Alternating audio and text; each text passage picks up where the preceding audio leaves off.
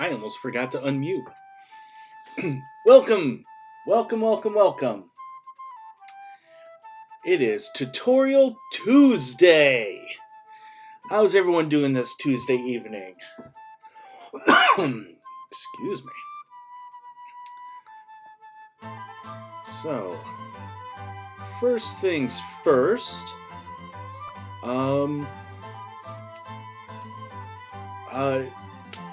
We have a new stream boss. Thanks to subscriptions from Zombie Possum and a gifted subscription by Zombie Possum, we have a new stream boss that is Sideways. And you can kind of see his life bar over here. So if you want to take down the boss and become the new boss, all you need to do is follow, subscribe. You can cheer bits, or you can donate directly. You can see down below the little donate button. If you do any of those, you'll do damage to the boss, and if you take down the boss, you become the new boss. So that is the new, I guess, news? I guess, whatever. So I'll probably mention that one or two times throughout the stream just to encourage you guys to take on the boss. Hey, Benster, how are you doing? Alright, so today's tutorial. We're going to be talking about shading. Now, I've noticed in the past... hold on, let me get this one thing situated here. Okay. Alright, so in my experience, just talking to like layman's, people use shading, the term shading, and they kind of mean like adding in like tones or value to the art. But that's not really what, at least from an artistic standpoint, from art terminology, that's not what shade means. Wounds are closed. Oh, well, I'm glad that you're healing up there, Benster. Hope you make a speedy recovery. Okay, so let's talk for just a minute about terminology here. So we're using all the correct terms and the proper terms. I think hopefully this shows up pretty well for you guys. So we have our little color square here. I can change this to be, actually, you know what, let's use this version.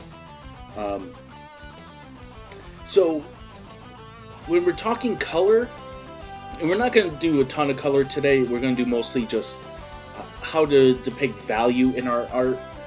And I don't mean value like make your art valuable, like monetarily valuable. I mean the term value, and we'll talk about the term value in a sec.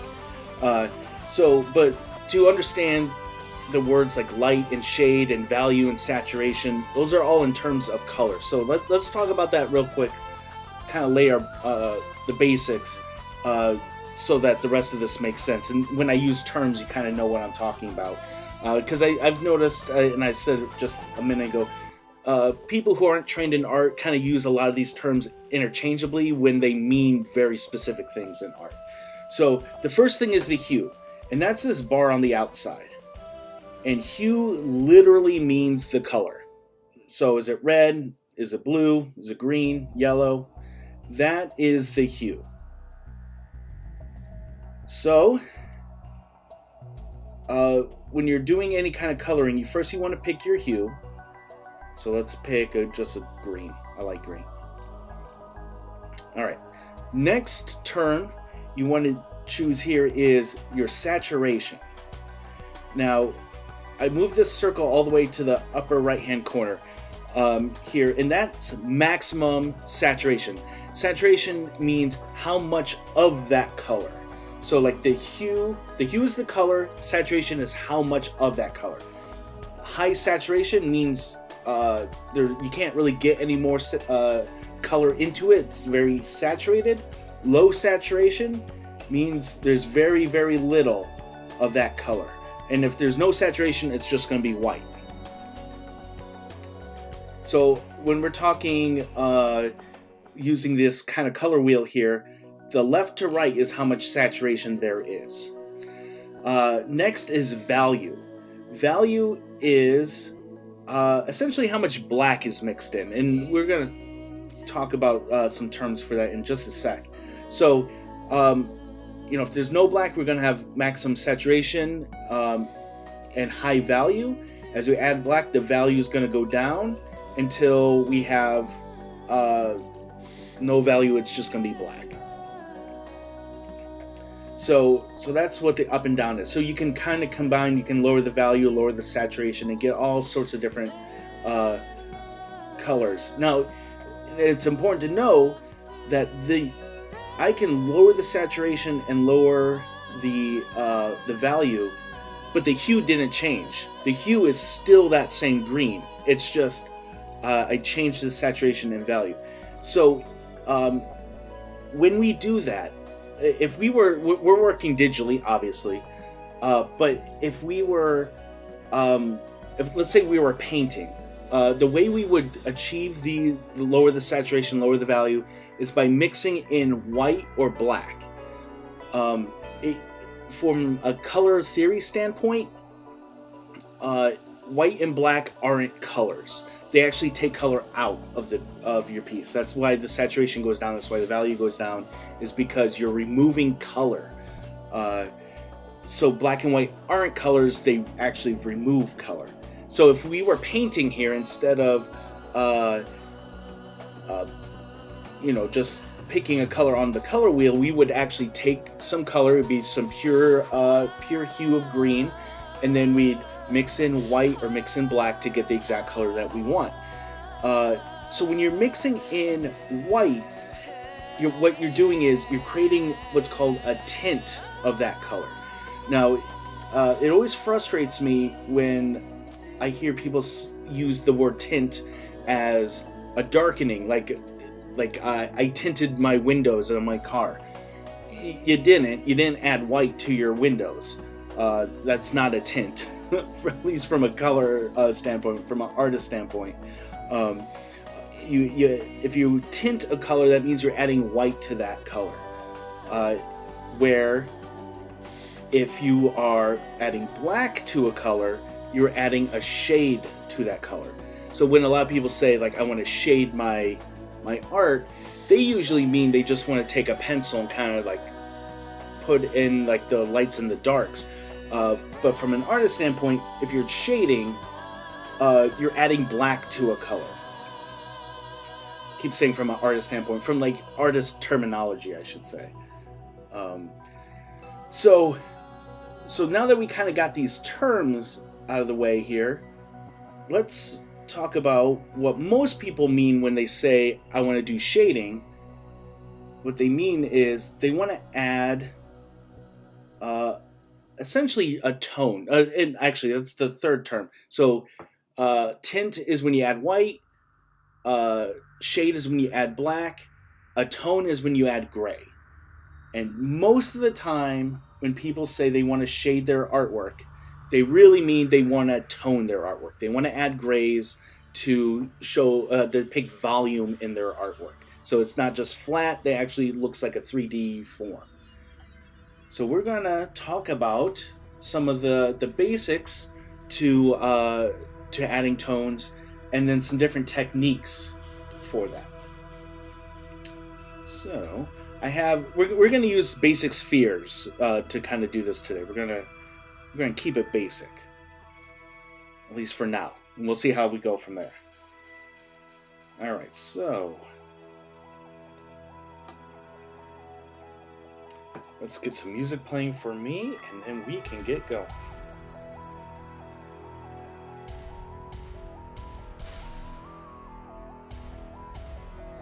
Okay. Okay, so let's get these other circles out of here so they're not distracting. All right. So when we're putting in tone, we're depicting value or rendering the artwork. We want to consider the light source. Which direction is the light coming from? And since this circle here is representing a sphere, it's hard to think of sometimes, but we have to think of it in a 3D way. Is the light coming directly from the side here? That is. So is the light coming directly from the left or the right? Is it coming from behind? Is it coming from the front? Which way is the art or the light coming from? And you kind of have to imagine this in a 3D space, which makes it difficult. Because we're working in a 2D space, we have to imagine a 3D space. So, airbrush here. All right, so when light comes directly from any direction, there are two types of shadows. We have our cast shadows and our core shadows. So what happens with a core shadow, actually, let's take a step back. Let's just do one singular light source right off the bat here. So it's very rare in our experiences to have let me start by adding a tone here so we can get darker and lighter.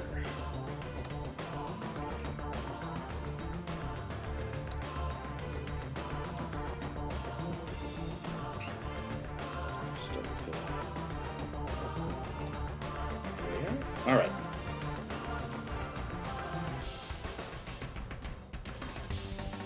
All right. So in the real world, light moves in a straight direction, right?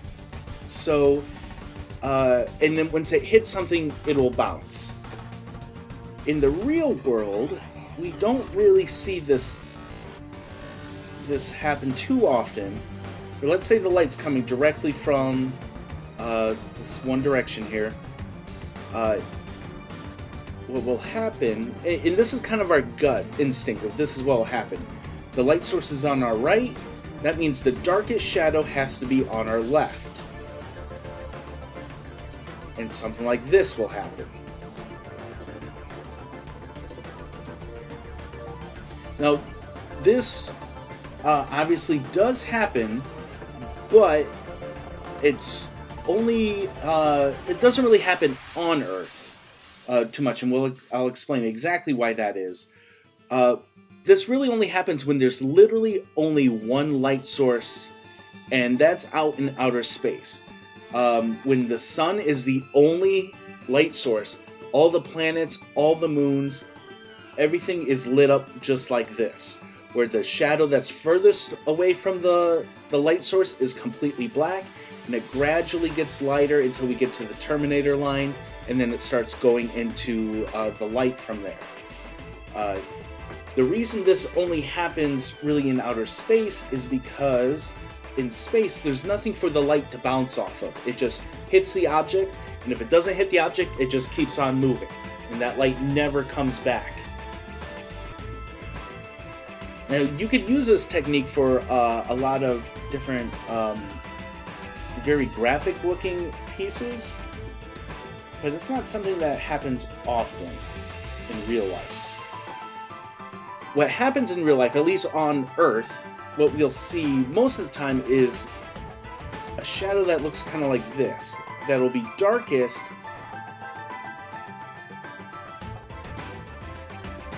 on the edge and gets lighter as it gets away from that edge. The reason that is because the light's coming, from the direction that it's moving in, but there's stuff around it. There's walls, there's tables, there's floors, there's, if you're outside, there's trees in the ground and all sorts of things. So the light that misses the object will hit a surface and bounce back.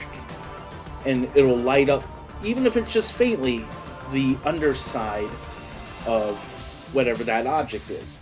And so the shadow actually isn't going to be darkest, unlike the planets. The darkest shadow is the furthest away from the light source. In this instance, the darkest shadow is the center here, where the light hits, where the light and the shadow meets, or what's also known as the core shadow. And that shadow will lighten up as it gets further away from that core, because the light is going to be reflecting off of other surfaces and starting to slightly light up this other side. I feel like I'm going really fast. Is this making sense to everyone? Am I going at a good pace, or do I need to slow down a little bit?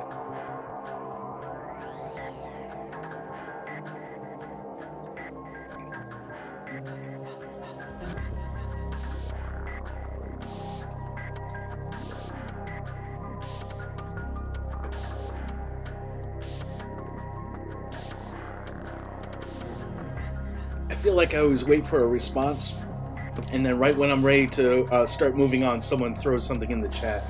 So I'm going to wait 1 extra second longer than what I think I need to.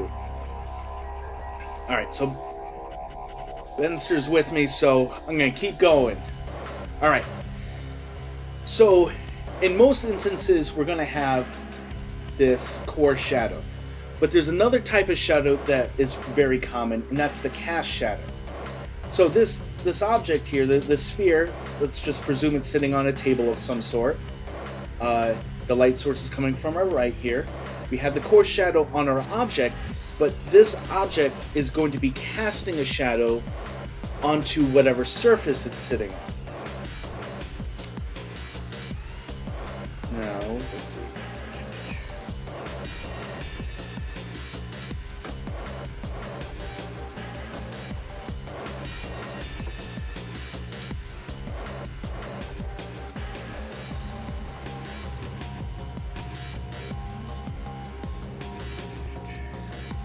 A little more precise here. Oh well.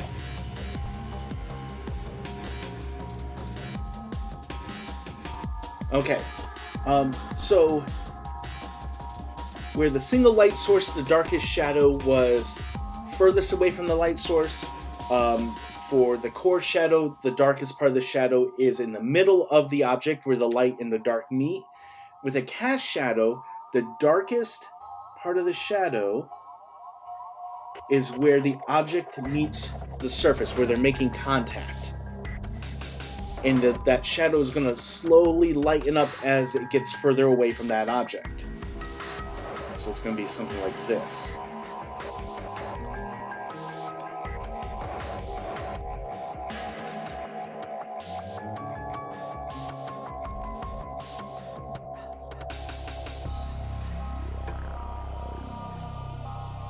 So those are the major types of shadows that you're going to be dealing with.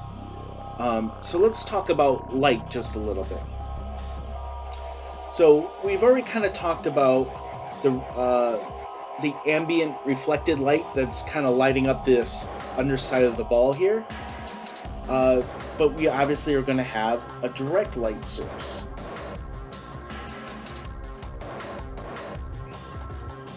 Where the light source is hitting the surface immediately.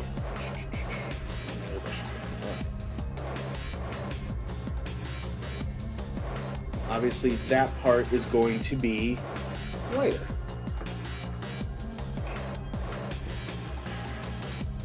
That's pretty straightforward, right? Oh, am I using gradient? No, I'm using an airbrush tool to do the light and the shadow here. Gives me a little bit more control. Gradients are fine, but gradients are either linear. Jeez, talking. Gradients are either linear or circular. So by using an airbrush, I can control the direction and how the color blending works a lot better. All right, so that's kind of our basic where the light is hitting our sphere here. Now, on top of that, now I should be clear. These next couple lighting things I'm going to talk about really depends on the texture and the materials of the surface. If it's a more dull thing, like let's say a rubber ball, some of this isn't going to really apply. If it's really shiny, like a metal ball, or like just shiny plastic, the contrast is going to be way higher. So some of this really just depends on the surface we're talking about. But in a lot of cases, we have on top of just kind of the ambient light where the light source is hitting the ball, we might have what's called a highlight. Oops.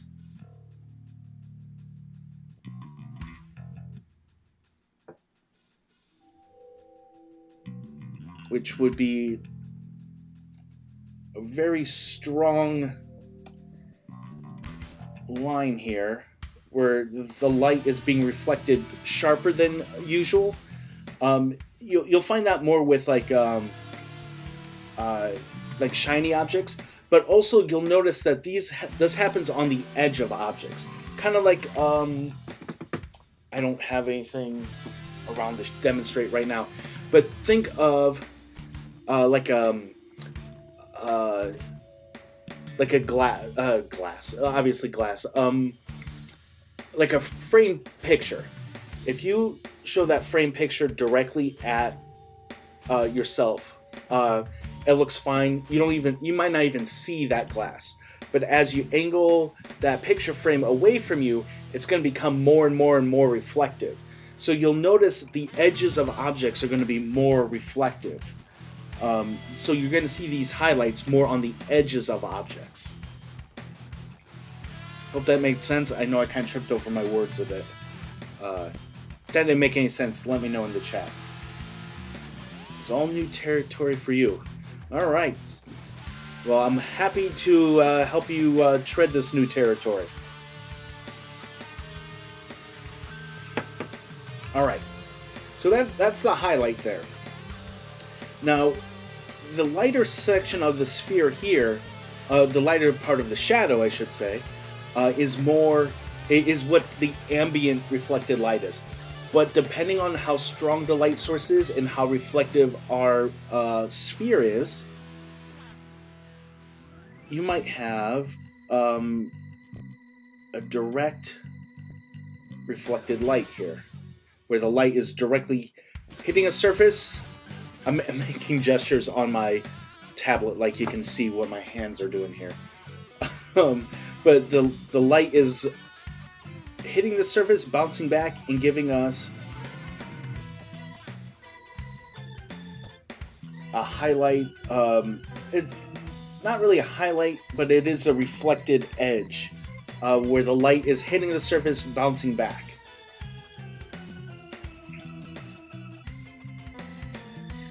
And that's really the basics. The core shadow, the cast shadow, the highlights, the reflected light, the ambient reflected light. That's all the basics. Any questions?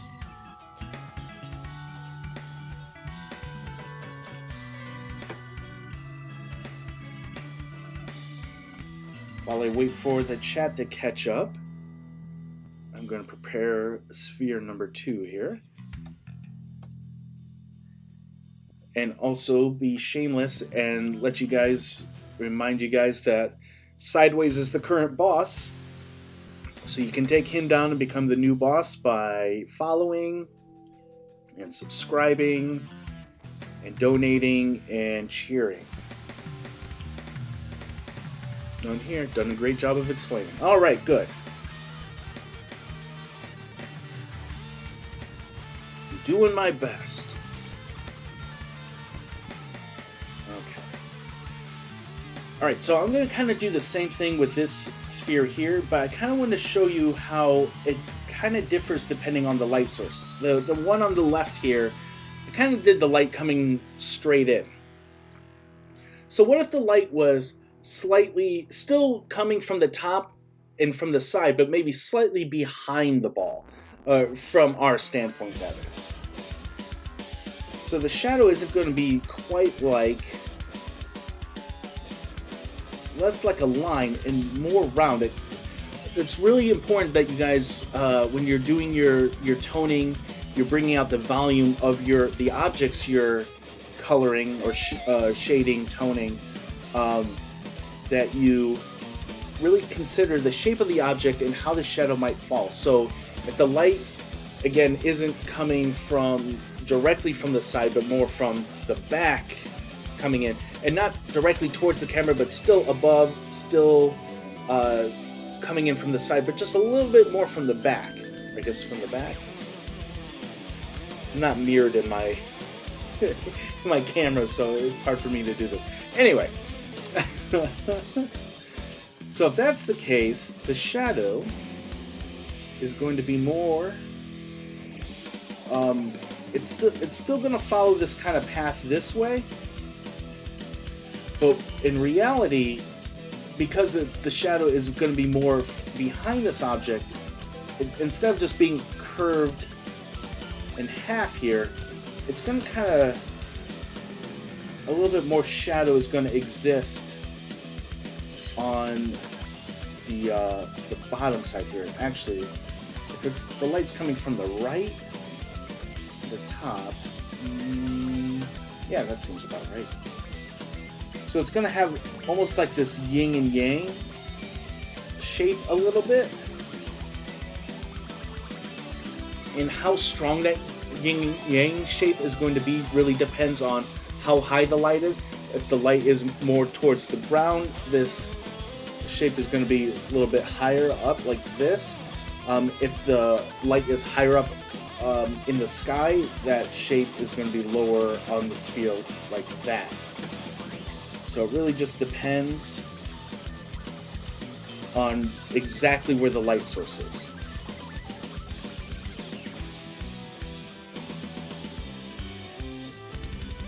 We're going to create our core shadow. Just let it kind of blend into the ambient light.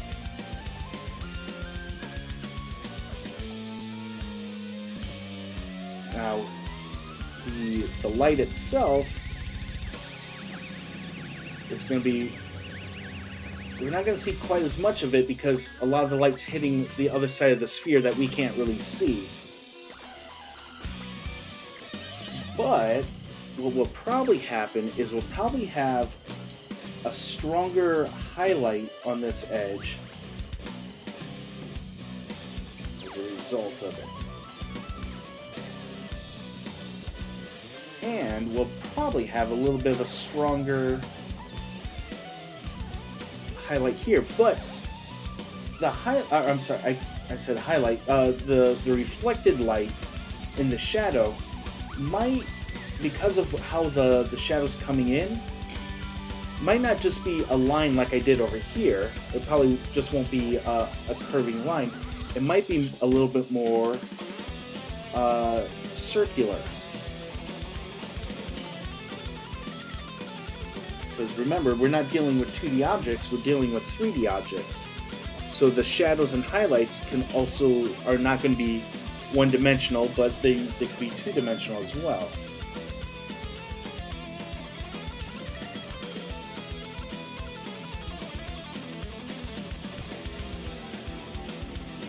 And I might actually, right where it's making contact with the surface, I think I'm going to create a contact highlight here.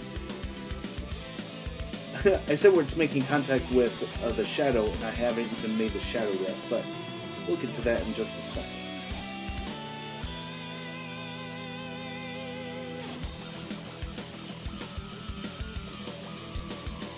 So let's create that shadow.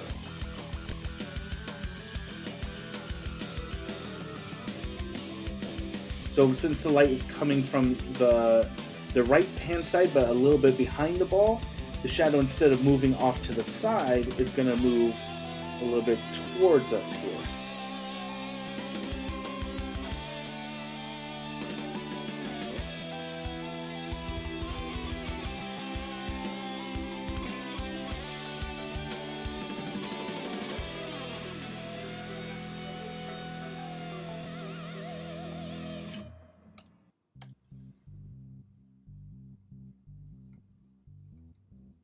Again, with the cast shadow, it's going to be darkest where the object's making contact with the ground, and kind of get lighter as it gets further away from the object. Now, if I made the sphere like maybe a little bit more shiny, let's say this was kind of a metal sphere, the light that's coming down, hitting our surface, reflecting back into our ball, and if this ball is very shiny, it's going to reflect light back into the shadow. So even though this is in shadow here, you might still have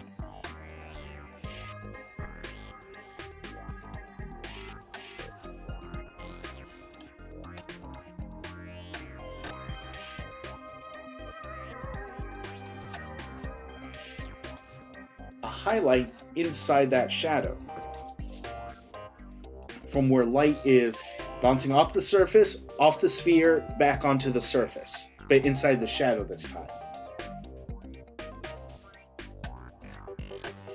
And in all honesty, there's probably 100,000 different combinations that I can go through with every direction that the light can come from, every different kind of surface that the light could be bouncing off of. Every single one is going to affect how the light and the shadow interact with each other.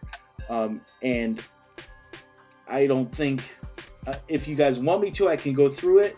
Personally, I think it'd be kind of boring just to watch me go through 100,000 different scenarios for this. So I'll give you guys a second to ask any questions, or tell me if you do want me to go through 100,000 different scenarios. But if you guys don't have any questions, and you guys don't want me to show any other particular specific scenarios, I figure it might be worth our time to talk about different ways to render value in tones. Like, obviously for these first two examples, I've done just airbrushing, just to kind of very evenly show shadow and light and tone.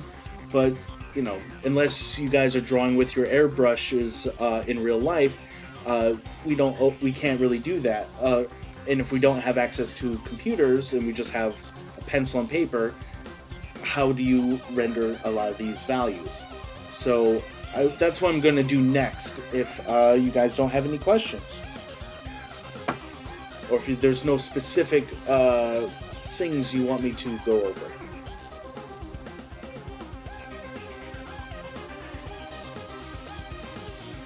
Take a sip of my water as I wait for the replies to pour in.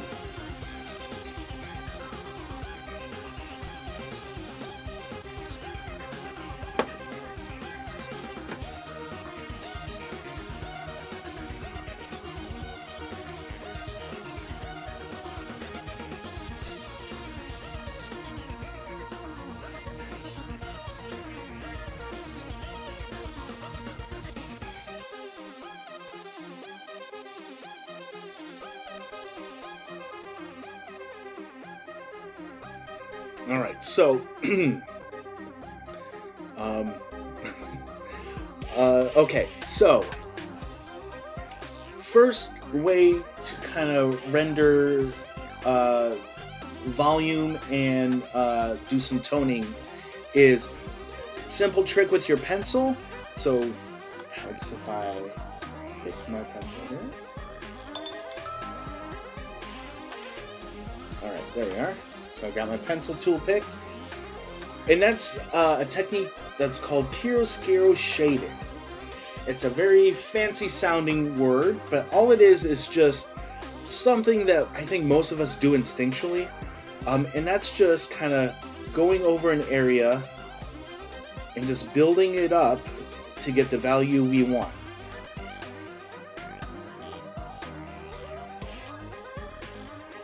So I kind of start with a light tone here.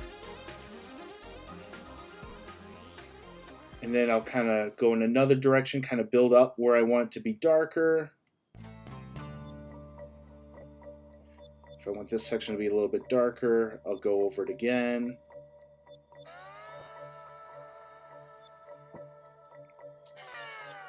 I want this to be even darker.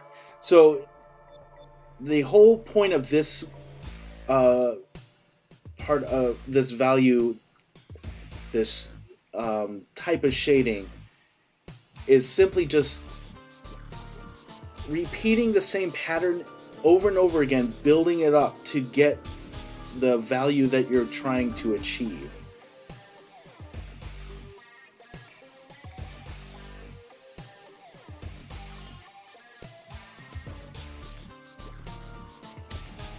Let me undo some of this. I wanted to show you guys a couple things.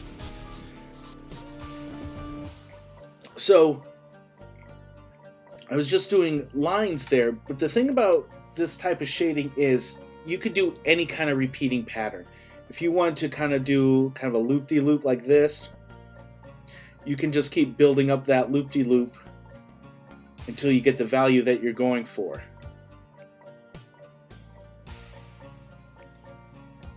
It doesn't have to be lines, it could be crisscrosses, it could be like hatchings, it could be any kind of repeating pattern you want, as long as you can keep building it up to get darker and darker values and get the overall shape that you're going for. So I'm going to demonstrate this for just a little bit, just so you guys can get an idea. So I'm going to keep it simple. I'm going to keep this light source moving from the right here.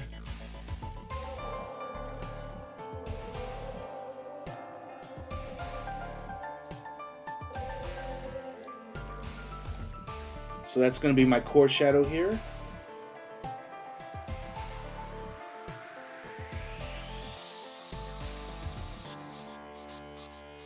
I'll lay in my tone.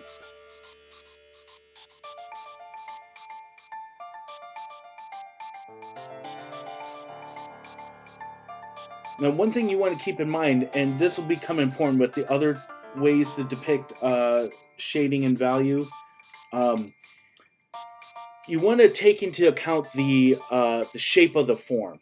If you do straight lines that are perfectly 100% straight and not take into account that the object might be curved, you're going to, instead of giving your object more volume, you're actually going to flatten out your object. So you don't. The whole point of doing the shading and toning and doing all this rendering is to make it create more volume. So if you're not creating volume and you're accidentally flattening it out, you're working against yourself. So just because you might be using straight lines doesn't mean the lines have to be all parallel with each other.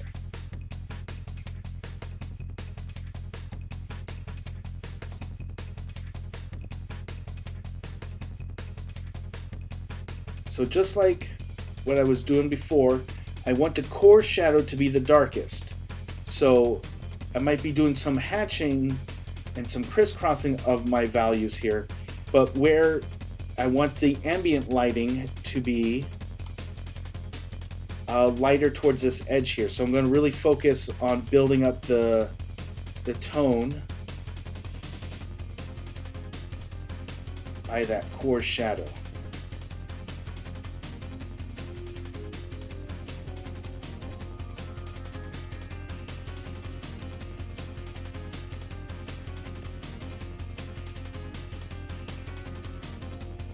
And also keep in mind, I am working a little bit faster and not as carefully as I would normally. So take my shading here with a grain of salt. This is an award-winning technique here. Hopefully it's good enough for you guys to kind of understand how you're supposed to approach this and be able to practice it for yourself.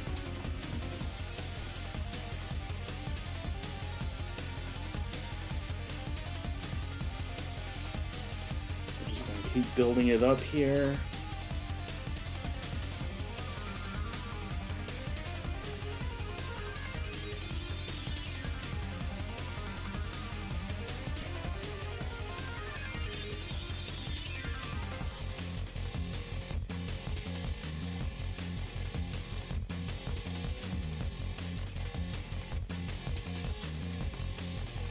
Now, if I was doing this with a traditional pencil, what I might do is after I kind of feel like the shading is close to what I want it to be, build this up a little bit more by the core.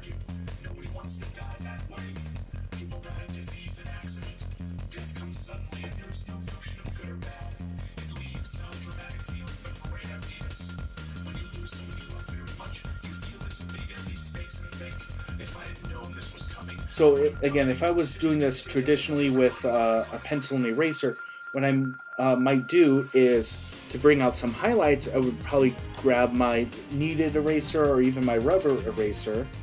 If I had my kneaded eraser, what I might do is just maybe lightly hit a section here, like maybe like right here, just to kind of lighten up the grays a little bit. Don't want to erase the lines completely, but maybe just lighten them up a smidge. And then I might take my rubber eraser and I might come through here and actually add in a highlight, or not really highlight, the reflected light into the shadow.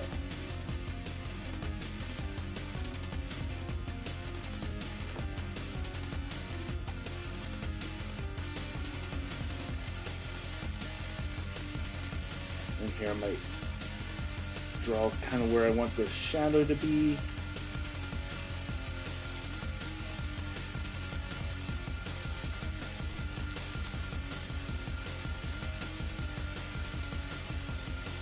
Make sure I kind of build up the shadow the darkest right underneath the object here.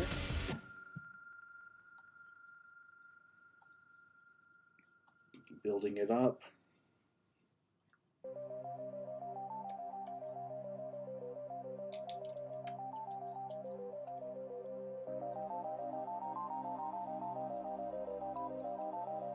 And again, I'm fond of straight lines, but you are not, to do this shading technique, you do not need to do straight lines. You can do curved lines, squiggly lines, overlapping, curly cues.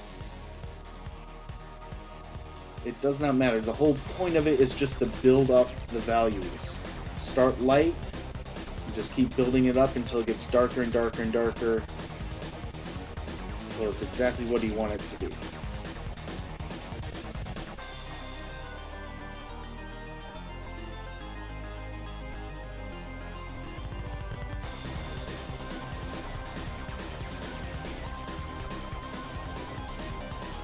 And if, let's say, I was shading this again in real life, and I find I got the dark part to look just the way I wanted to, but the shadow didn't taper off fast enough, I'd probably just grab my kneaded eraser and just kind of lightly hit it where I want it to be lighter. I don't want to erase all the lines, I just want to lighten it up to kind of help it fade better. By no means is this a Leonardo da Vinci drawing, but hopefully that gets you a solid understanding of the chiaroscuro shading method. Do you guys have any questions on that?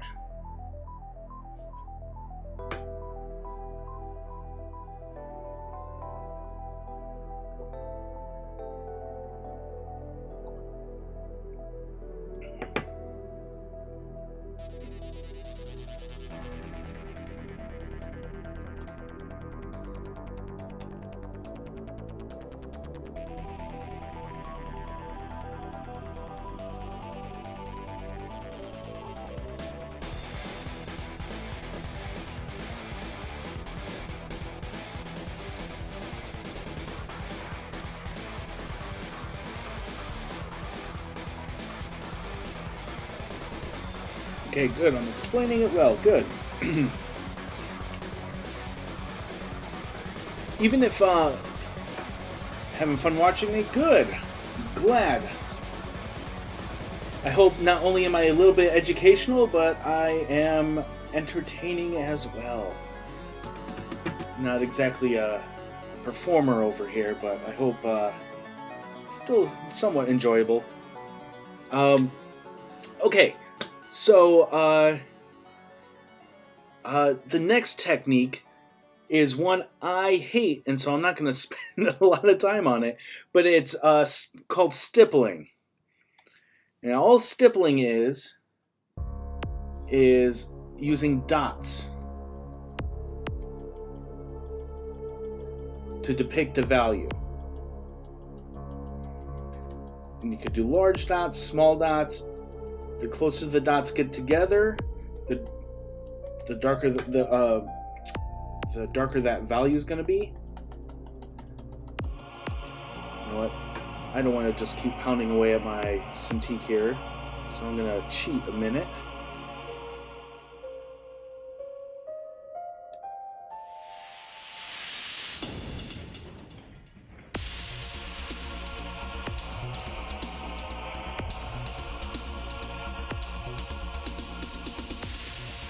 This isn't a perfect solution, but we're going to go with it.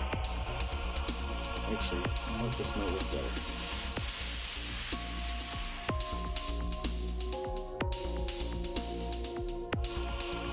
No, we're going to go keep it.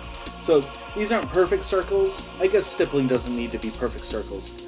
But the whole idea here is the closer the lines are together, or the dots are together, the darker our value is going to be.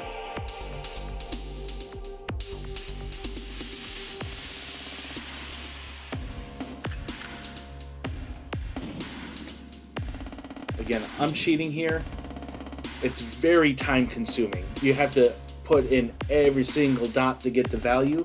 I remember in art school we had to do a couple projects like that, and I hated it.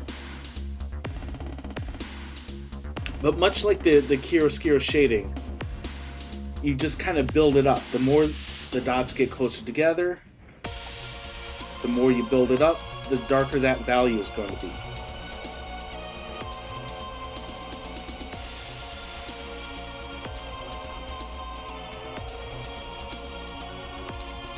So I know some people, some of my students, find doing the dots over and over and over again very zen and relaxing. And if you are the same, stippling might be for you. I'll admit, it does give a good, an interesting texture to the piece, because ideally, if you're stippling, you're not going to use any lines at all. It's all going to be dots.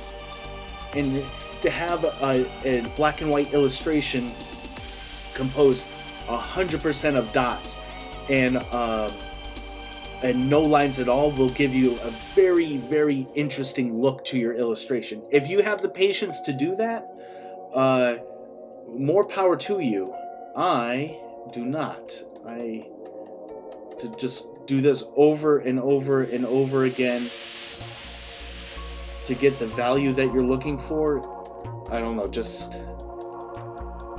seems crazy to me, and it drives me nuts. But it's obviously some people like it, or else it's a technique that wouldn't exist. So if you're looking for an interesting way to depict your values, that's one way to go.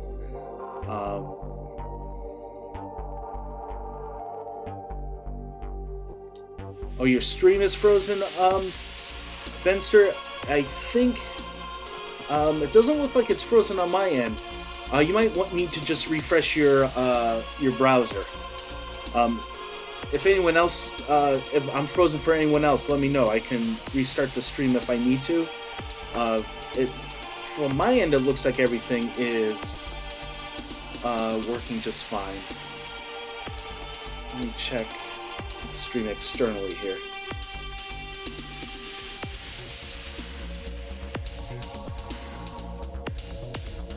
Oh, you got it working again. Good. Okay. To answer your question, Sideways, it just depends on the artist. If in comic books, no. Stippling just takes too much time. So, because when we're doing comics, we need to work as fast and efficiently as possible. Stippling typically isn't that, so so you don't see it too often in pop culture media or like a commercial illustration drawing. You'll see it more in like fine art illustrations, stuff like that. Not so much in the pop culture or commercial media. Yeah, commercial art. All right. So let's get to my personal favorite. We'll go from my least favorite to my absolute favorite. And that is cross-hatching.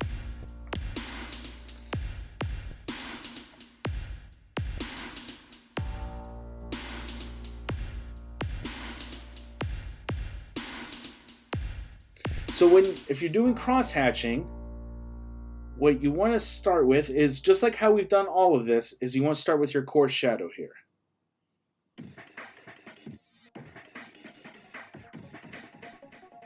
Kind of just draw out where that shadow should be. Now there's a couple different techniques here. Couple different ways you can use cross-hatching, or just hatching in general.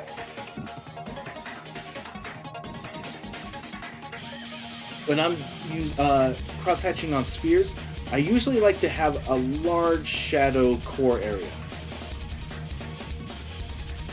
One, I think it looks dynamic and cool. The other reason is it gives I have to hatch less of the object.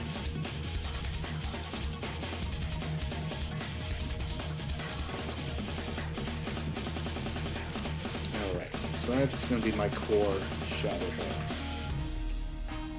I might even bring some of that core shadow up here a little bit.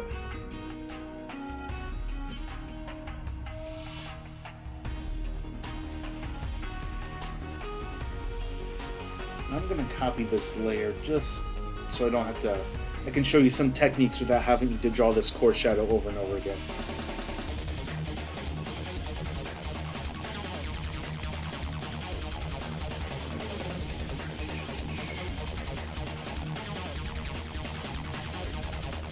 Alright, so hatching, cross-hatching, you got a couple different ways to do this, a couple different directions. We could go in the same direction as our core shadow. Our core shadow is moving this way, our hatchings can go the same way. The idea, much like everything else we've done so far, the closer the lines are together, the darker it's going to be. The whole point of cross-hatching, and stippling too, is the idea is that it's all done with black ink, and when you're working with black ink, you can't get gray. It's either going to be black or not. And so we create the illusion of gray by combining the white of the paper with the black of the line, and by getting the lines closer together, it's going to look like a darker gray. The lines further apart, it's going to look like a lighter gray. So, since this shadow, much like my gradient here, the shadow is going to start darker at the core and get lighter as it gets further away. I want my lines to stay... Switch my brush here. I want my lines to stay closer as I near the shadow, the core of the shadow. And as it gets further away from that core,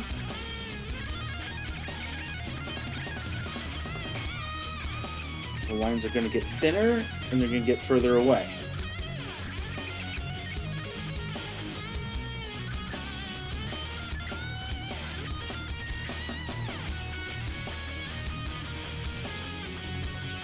So that's just basic hatching there. I could, if I wanted it to be even darker, by the core, I can do the cross hatching and go in a crossing direction.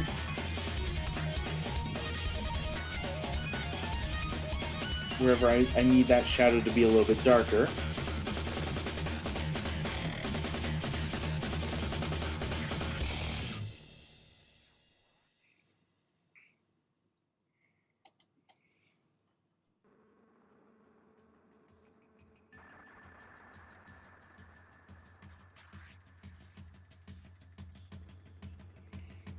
But much like what I've been talking about throughout this thing, you want to make sure that you keep the direction of, or the shape of the object in mind, or else you might risk flattening it out.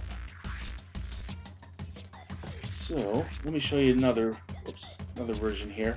So again, we're going to keep this this core shadow here. So what I started with, what I just did, the hatching moved in the same direction as the core shadow. This one's going to go perpendicular to it. This is commonly called feathering. So that's when the hatching comes out from that shadow. Ideally thicker where it meets the shadow, and thinner as it comes out from it.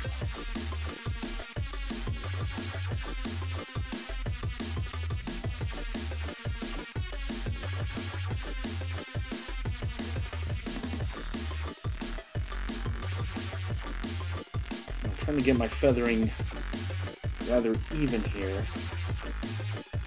I think what I'm actually going to do is kind of turn the feathering into a hatching here. Have the hatching very close together, and then kind of start getting thinner, and then move into a feathering.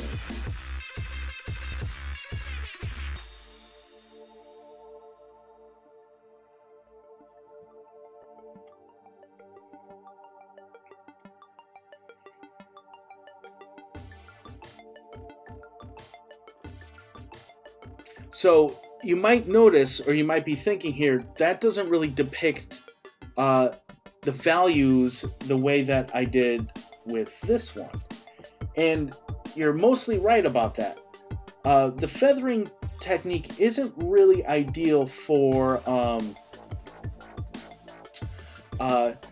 showing entire shadows. Well, what the feathering is for is mostly if you don't want a hard edge to your shadow. What you might want to do is do the feathering so it kind of, technically it doesn't blur, but it kind of gives the sense that that shadow is blurred a little bit. There's a little bit of a softer edge to it. So a proper use of the feathering would be if I did this hatching the way you see it here, but then on this side of the ball, I didn't want to have a hard shadow. I wanted it to be a little bit softer. I would feather on this side of the shadow.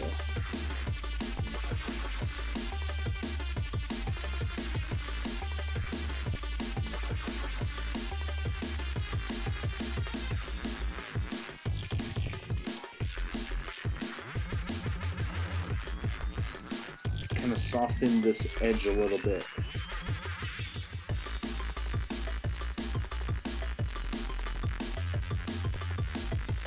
So if I zoom out a little, you can see that that edge doesn't look quite as hard as it did before. Music stopped.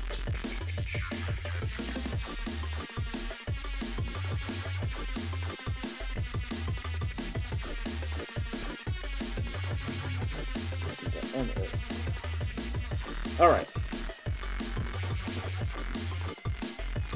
Now, one more thing about cross-hatching I want to talk about is the idea that it doesn't have to be all additive. You don't have to, all your cross-hatching doesn't have to be just black lines that you're putting down.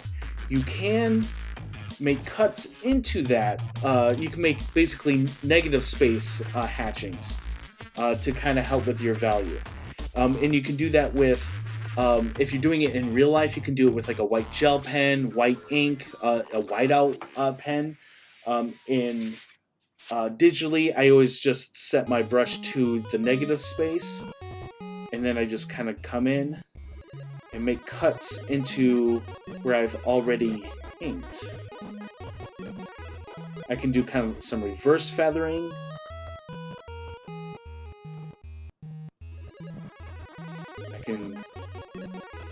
some hatching here. Kind of help with the value.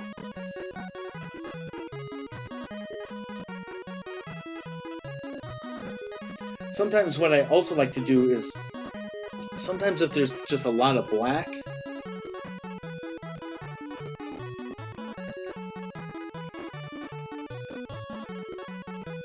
having a lot of black in a shadow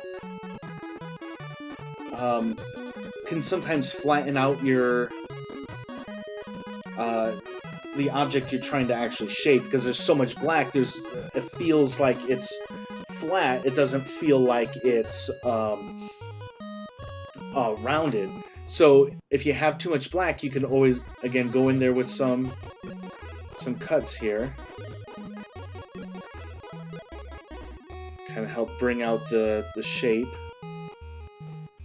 Or even what I like to do sometimes is, I'm going to simulate it here, get out my brush with like a toothbrush, dip it in some ink, and do kind of like an ink splatter to kind of help prevent the object from getting the shadow from looking too flat. So, but that, in a nutshell, is cross-hatching. Now, and I feel like it's worth saying at this point, any of these techniques that I've talked about today takes practice. When I first tried cross-hatching, oh man, it was a mess. I just had so many lines going in so many different directions. Not only did it flatten out my piece, it just became a mess. It looked terrible. So some of these techniques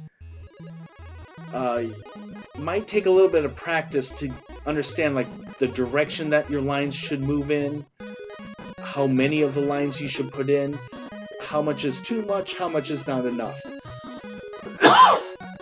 And unfortunately there isn't a standard right answer to that, because it really just depends on your drawing style.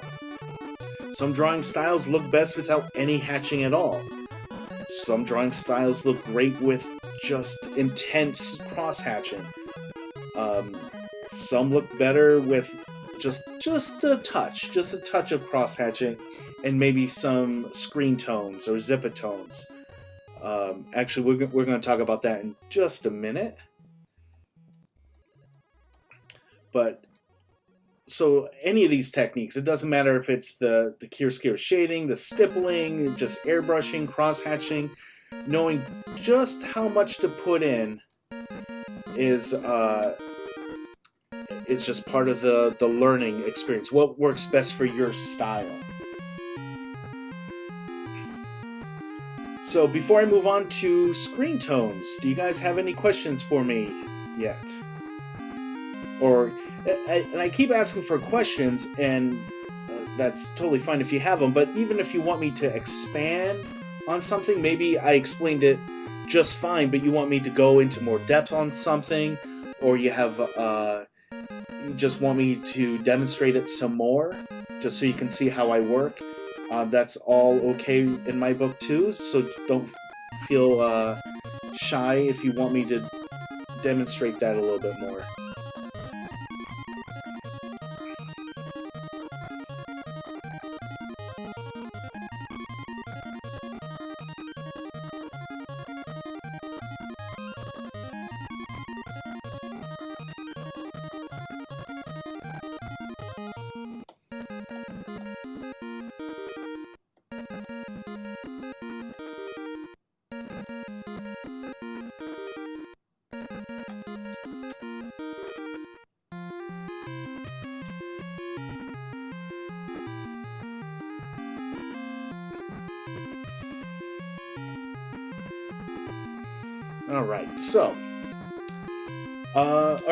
Let's talk about screen tones or zipatones. You'll see these used a ton in manga, and they used to be used a lot in American comics as well in the old days. And when I say the old days, like pretty much up through the 90s, you progressively see them used less and less and less and less. uh, uh, just because it's very time consuming. Like I said, when you're making comics, you don't have a lot of time, and so if something's taking a lot of time, you want to kind of cut that out.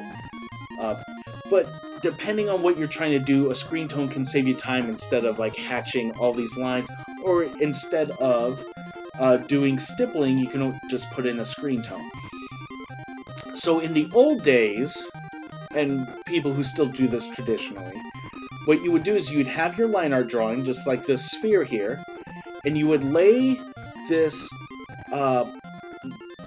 plastic sheet over it that has all these small dots on it. And you would take an X-Acto knife and you would cut out exactly where you want that tone to be. You cut it out, you take a burnishing tool, kind of burnish it so it kind of sticks to your page, and you'll peel off the part you don't need, and then you have a screen tone there. A lot of manga artists still do it that way.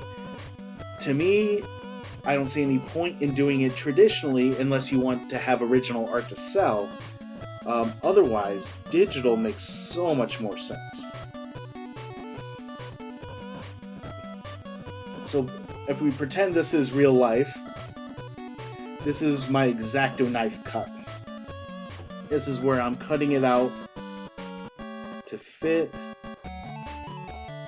the object that I want the screen tone on. I have to do this a little backwards since I am doing it digitally. Instead of laying down the sheet first and making the cut, I make the cut first and then lay down the sheet. So this is where I'm cutting out my tone, and I'm going to go in here, pick my tones. So I'm going to drag the sheet over and put where I cut it. That's our screen tone, or our zipatone.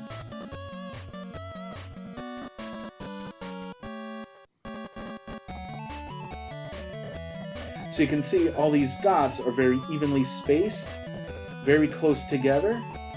But if I zoom out, it takes on a grayish tone.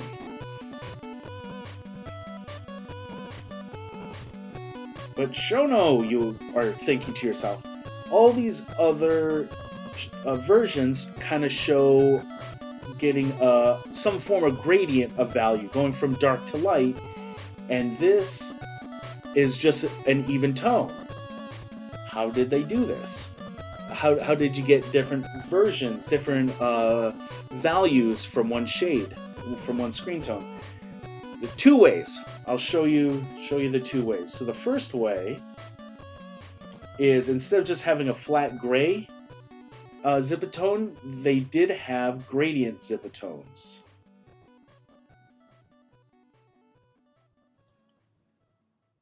Again, I'm doing this digitally, so I would just lay the sheet, orient it so that the dark is where I want it to be, the light I want it to be.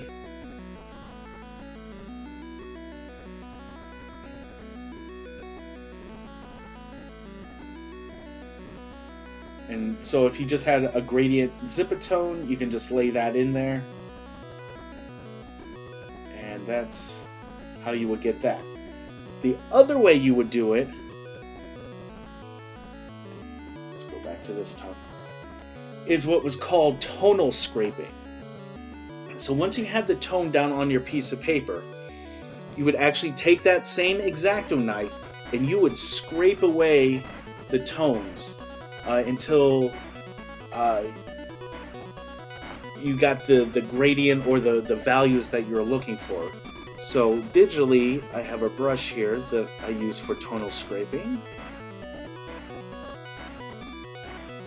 And here in Clip Studio Paint, you can use pretty much any brush you want for tonal scraping. But I like... where'd it go? I think it's this one. I haven't done this in a little while. Yeah.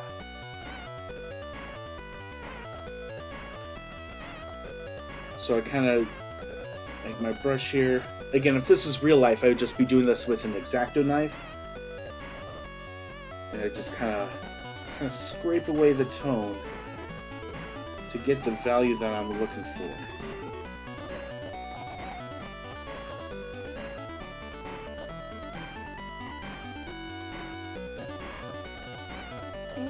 That looks pretty good. Let me zoom in here so you can kind of see what happened. So you can kind of see how the scraping kind of wore away the tones. And that's kind of how it would work in real life. Like you would just keep scraping and scraping, and it wouldn't scrape it all the way off. It just kind of scraped some of the ink off of the Mylar sheet. And so you kind of just chip away at it until you get the value that you're looking for.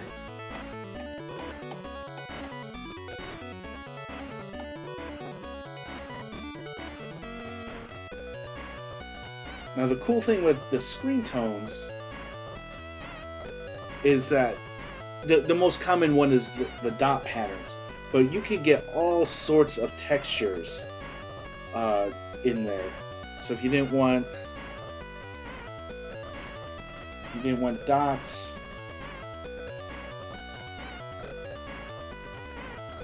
let's see what other options we have here.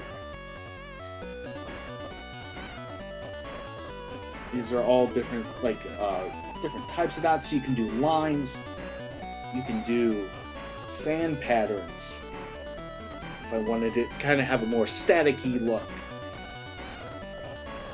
If I wanted to change that to be lines, I can make it a line pattern.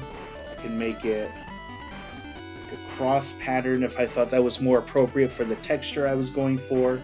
So it's a little more versatile in that you're not stuck with just dots, and it saves you some time. If you wanted to do a lot of cross hatching, but you wanted to save yourself some time, this is when like a cross screen tone would work really well. The only downside is it is flat. Like you can't, where you can hand draw curving cross hatches to go with your screen tone, or I'm sorry, to go with the object that you're trying to put value in. These screen tones are straight lines, and so you run the risk of flattening out whatever it is you're trying to draw. So, I think that is all the major ways to do value. By no means these are the only ways, but I would probably say these are the major ways to depict value in your artwork. I guess I'll open it up to you guys. Do you guys have any questions? Do you guys have do you want me to elaborate on anything? Do you want me to go over something again? Do you want me to show it in practice, I guess? If you want me to ink one of my commissions and kind of show you how I do my cross-hatching. What do you guys think? What do you want? I'm here for you guys, so you let me know.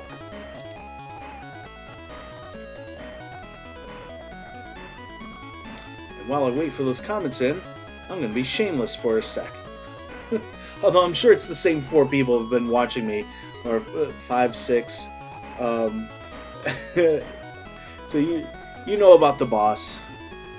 So do your thing. I think I've made. When I was the boss, I think I made it two streams before I was usurped. So we'll see if Sideways can make it longer than two streams. No, actually it was 3. It was during my 3rd stream where I got taken down as the boss. So we'll see if Sideways, if you can last longer than 3 streams.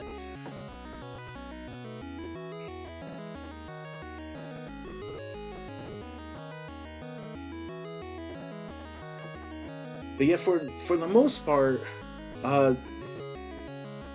speaking strictly for the basics, this is all there is with with shading, value, different techniques for that. That's why I really want you guys, if you have specific questions, I can get into specifics instead of just sticking with generalities here. So if you have any specific questions, please don't hesitate to ask. I set aside this time for you guys.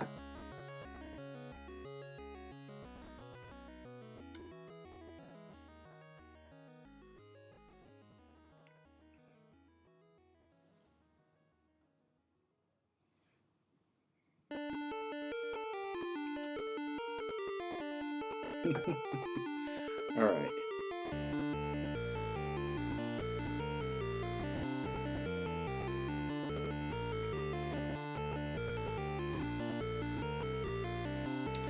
So no comments, no.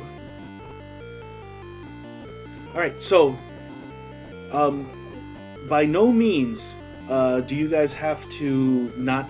Can you not ask a question? I'm sure maybe some of you guys are typing out a longer question. It's taking you guys a minute or two. That's totally okay. Oh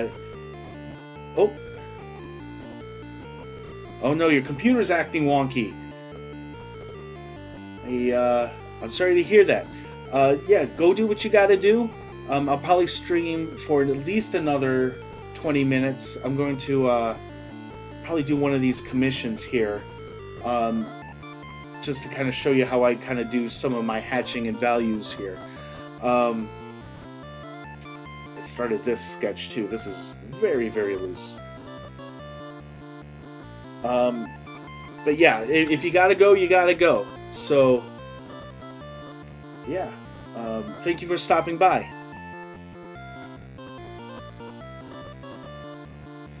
Alright, so since I don't have any specific questions... Oh yeah, of course. Yeah, the stream replays are here on Twitch for at least 2 weeks. And then they're going to be on my YouTube channel after.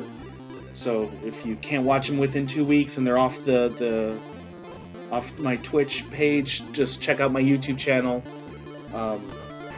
You can watch the replay then. So, thanks for stopping by. Have a great night.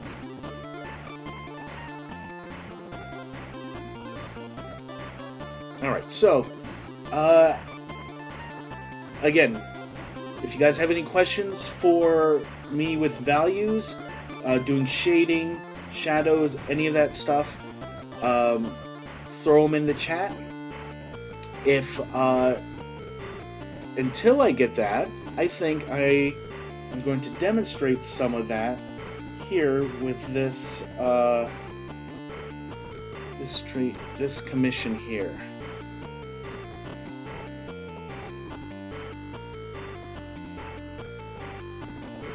Yeah, it's good seeing you too, Benster.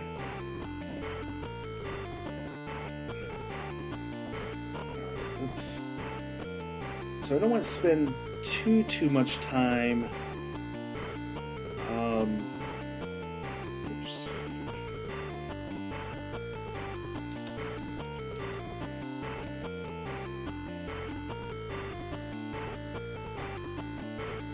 All right, so since we're talking about hatching and stuff, so her sleeves here, I didn't add anything here. I do want them to be shiny, so I'm not going to add too much hatching.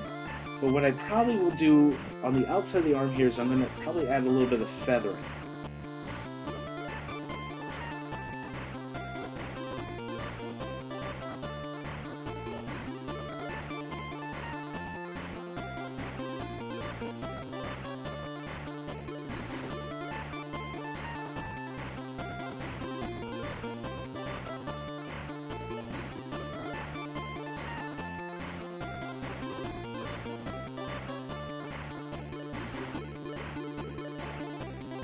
Actually, now that I've done it, I don't like that. I think to my surprise, I think it actually looks much better without it. So I think instead what I'm going to do is cut in, much like I was making cuts into the cross-hatching here, I think it'll look better if I cut into it rather than do the feathering. Kind of help bring out the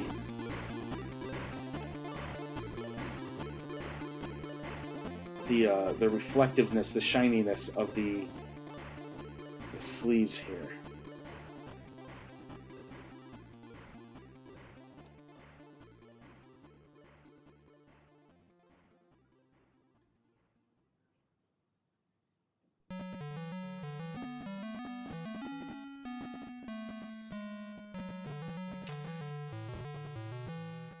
So, I don't get out and watch movies too much.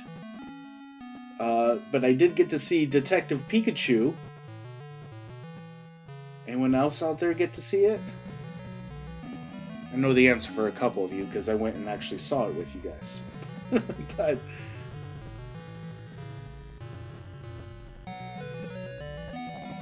it's kind of funny, I got out and to see Detective Pikachu before I even got to see Endgame.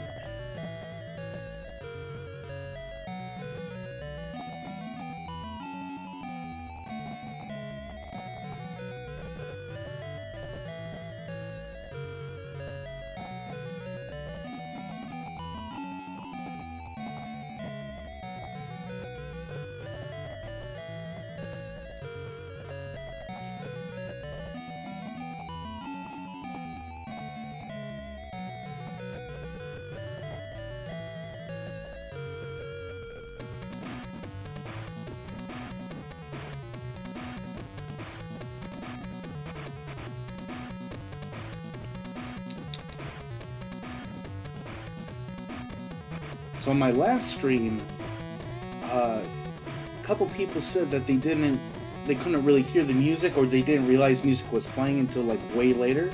So I upped the music volume a little bit. It doesn't look like anyone's complained, but I am curious how the volume is. If the music is at a good volume, you know, that's something I probably should have asked an hour and a half ago, but you know, here we are.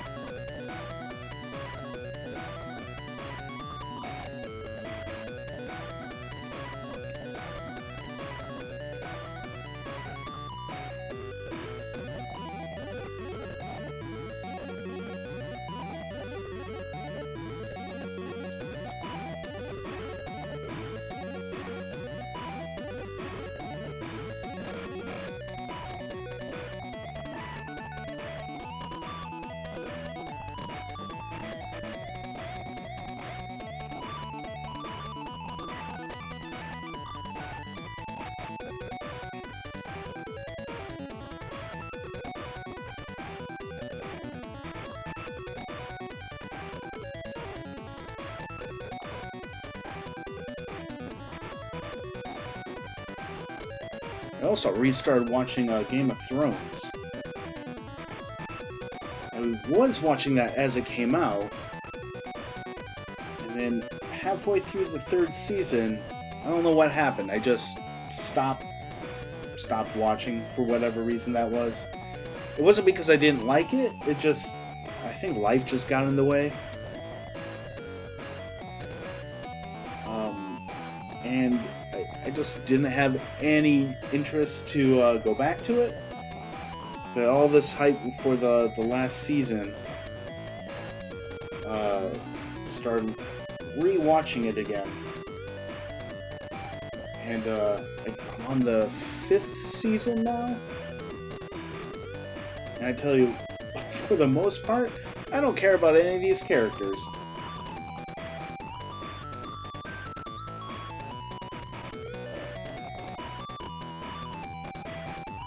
So far, the only character I actually care what happens to,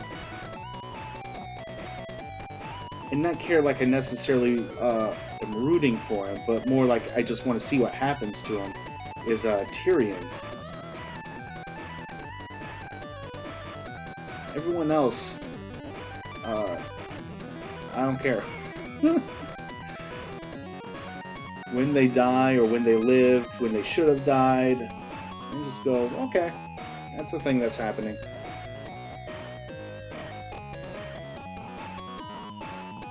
Tyrion's the only one where I'm like, oh no! How's he gonna get out of this sticky mess?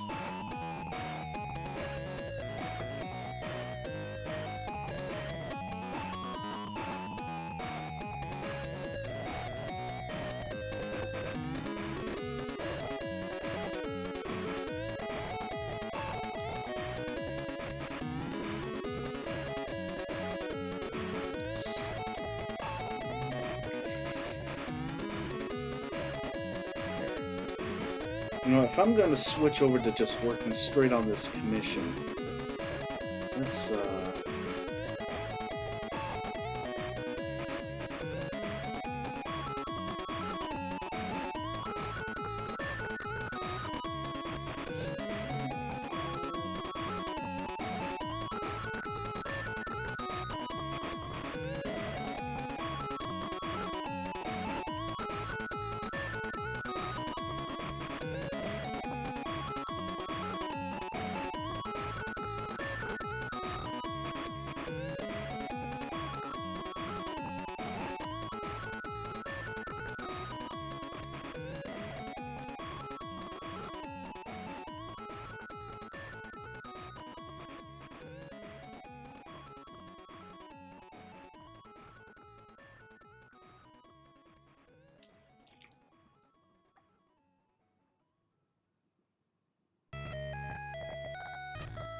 we'll give you guys a better look.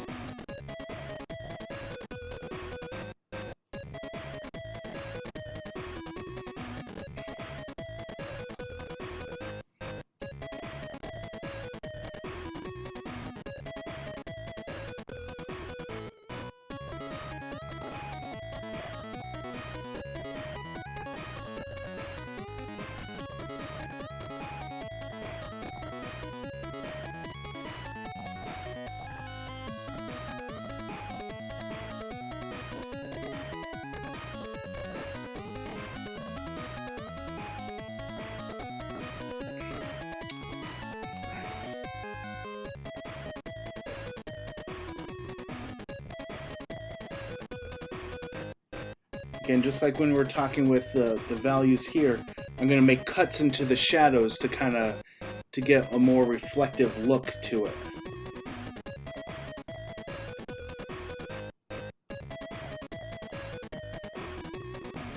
Kind of some reverse cross-hatching, if you will.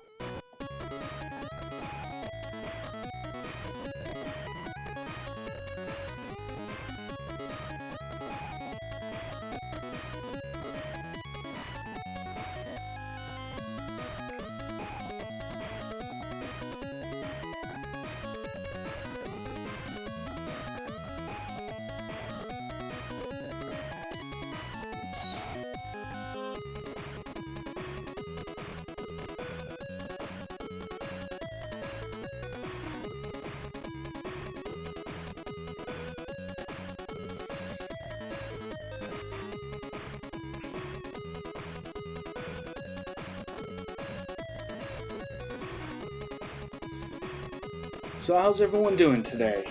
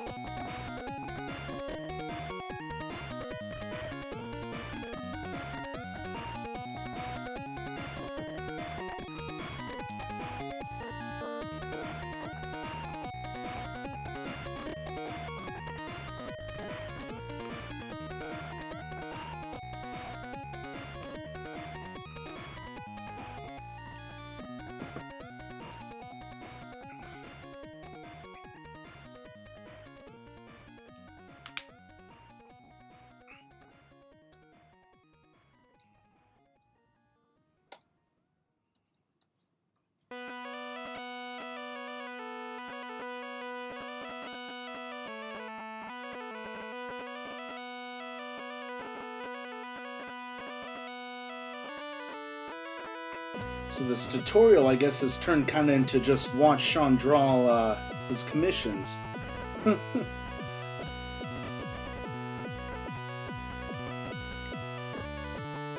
If you guys are just joining me, I was talking about different ways to show value in the art here. Shading, hatching, screen tones, all that stuff. Now I'm kind of demonstrating it in an actual commission here. So if you guys have any questions about adding value, shading, any of that stuff, go ahead and throw it in the chat. I'll do my best to answer your questions.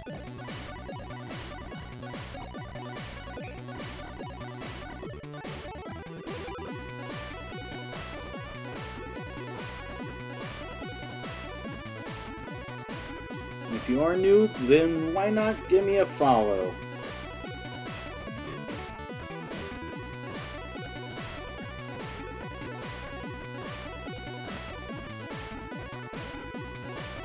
And if you're not new here, why haven't you said hello yet?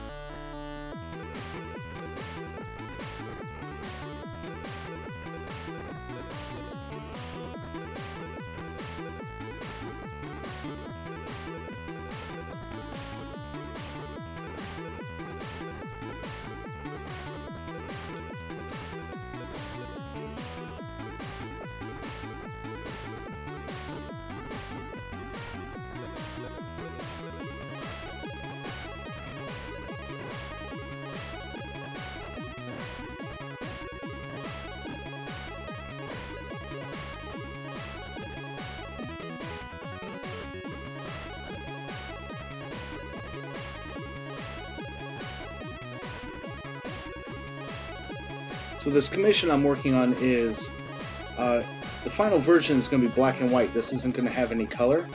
So it's extra important that I get the inks looking real good.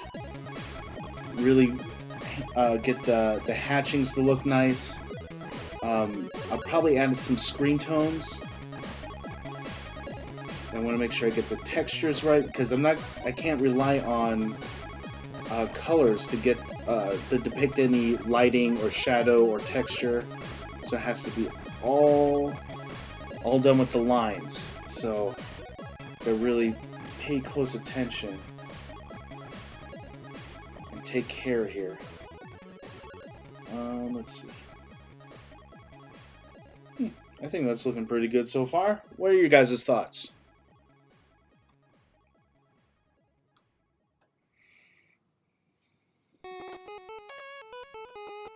Beautiful. All right.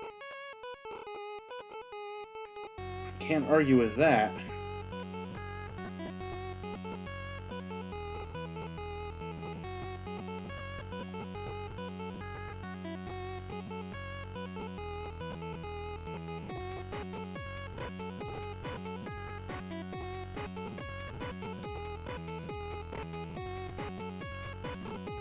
So Sideways, it looks like you're still in the chat. Have I answered all your questions when it comes to value? Do you have any additional questions? Do you have is there anything you want me to go into more detail about? I feel like this tutorial was shorter than my normal ones.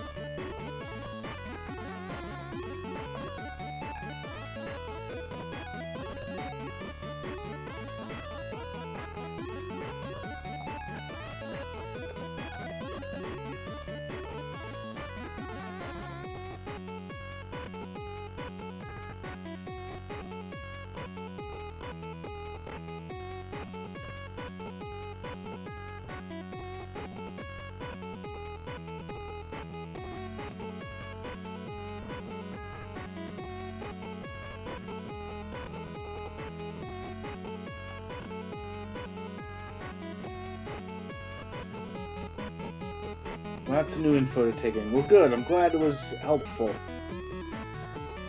What's really important, this goes for everyone who's kind of aspiring to be an artist, or they're already an artist, they're just looking to improve their skills.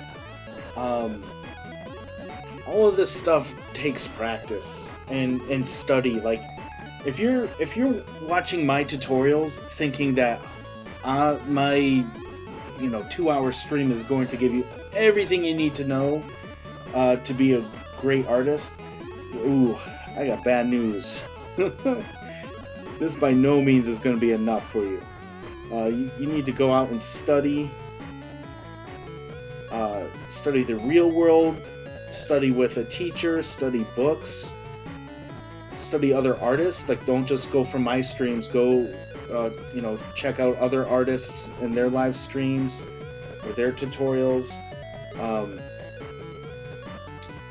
There's a lot to know about this stuff, and just relying on my live streams is not going to be enough for you. But above all else, just some practice. Practice, practice, practice.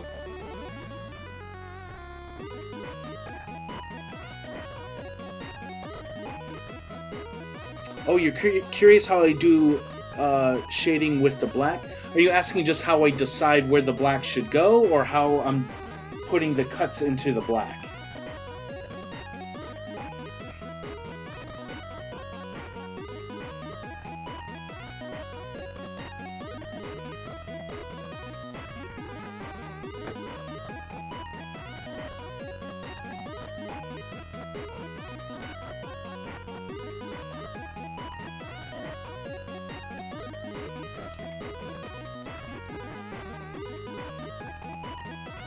How to decide where the blacks should go?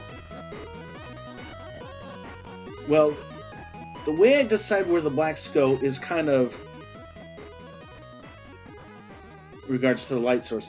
Yeah, that's something that really takes a lot of study to be able to imagine from your head. Sometimes I'm not really able to do it, and I actually have to take an object that's of a similar shape and shine a light on it.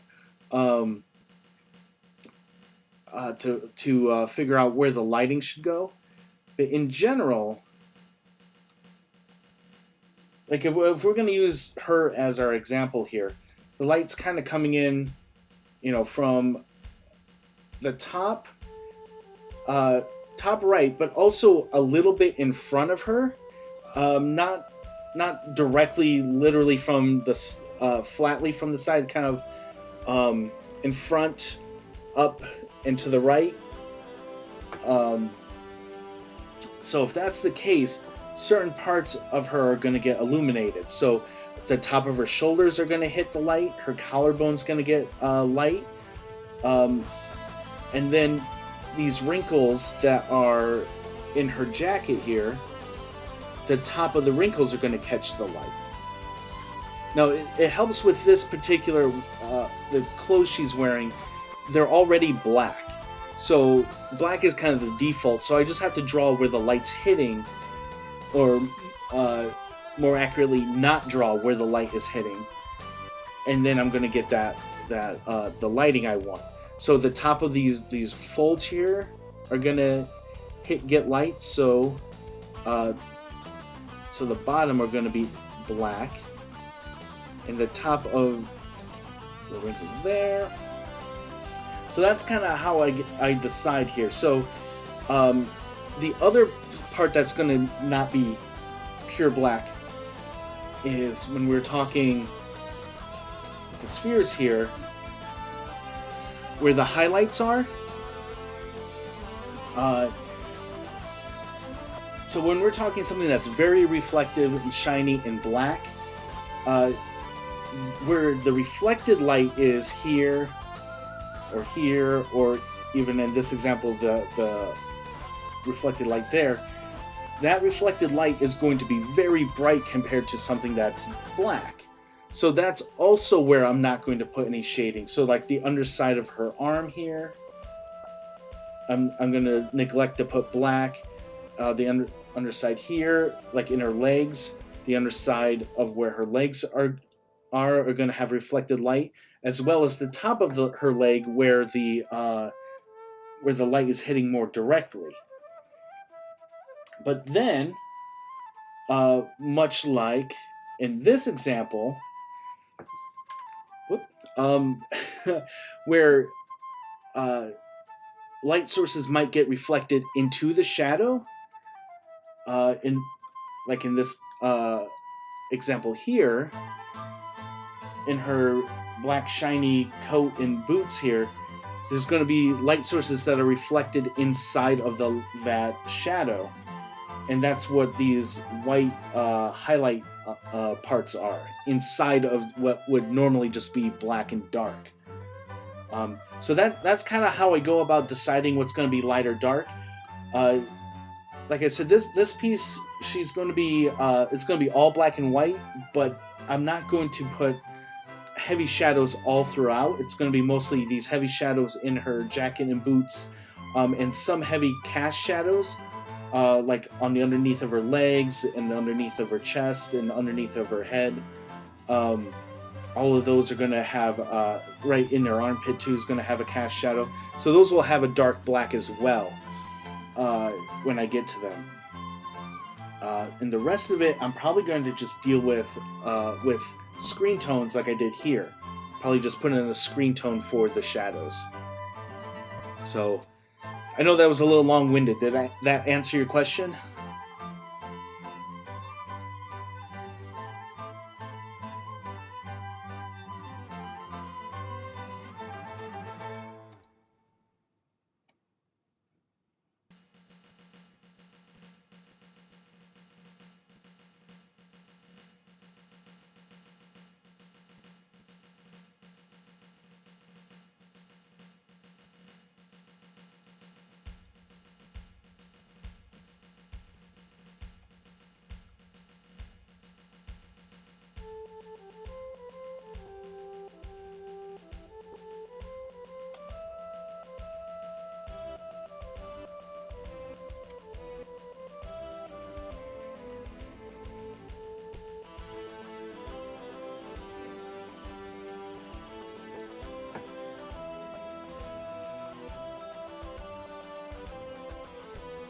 Yeah, you're exactly right, Gothic Lolita Angel.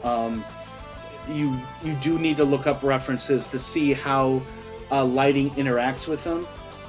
Every type of clothing absorbs, reflects, and scatters light differently. Even clothes that you don't really think would have a huge difference, like a cotton t-shirt, is going to look different the way you shade it than, say, a wool sweater. And that's obviously going to look different than superhero spandex. And that's going to look different than armor, like some kind of metallic thing. So you do need to look up references and see how the light interacts with it. Is it going to be very dull and kind of evenly dispersed? Is it going to be highly reflective?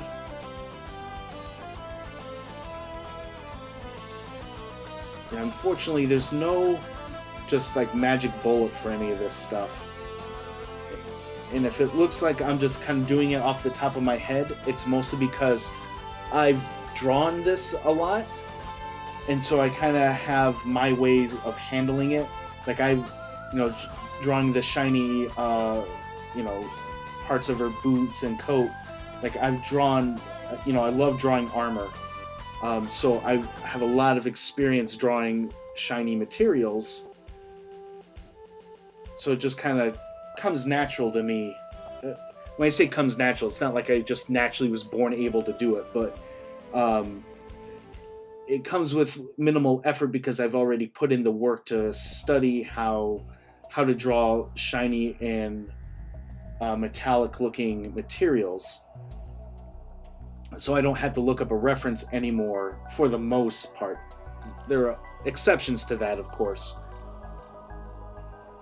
But generally speaking, I don't really have to look at references anymore for shiny stuff. Now, if I had to do, say, like wool, I don't draw wool that much, so I probably would have to look up a reference for wool to kind of see how would I use line art to depict that texture? Would there be heavy shadows? Would it all be kind of evenly distributed? The light, that is.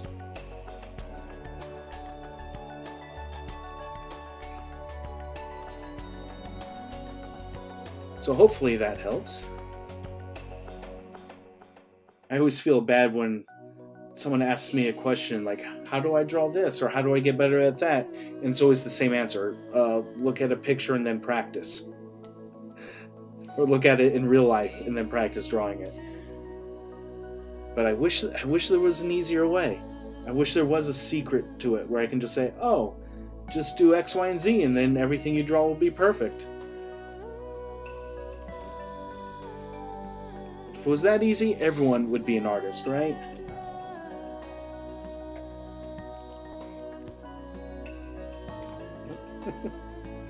Losing my earbuds.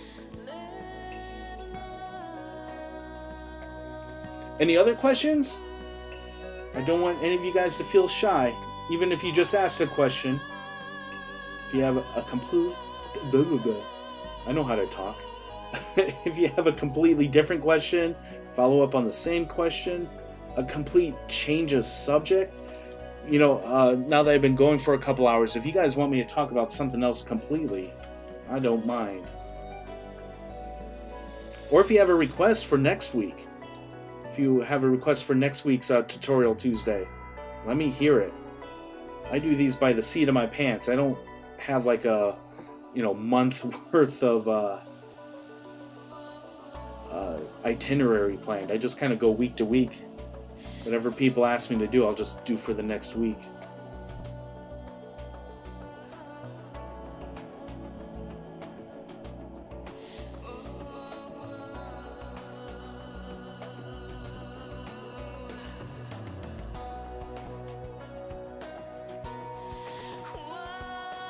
So since we are getting kind of close to the end, what would you like me to do next week for Tutorial Tuesday? Tutorial Tuesday.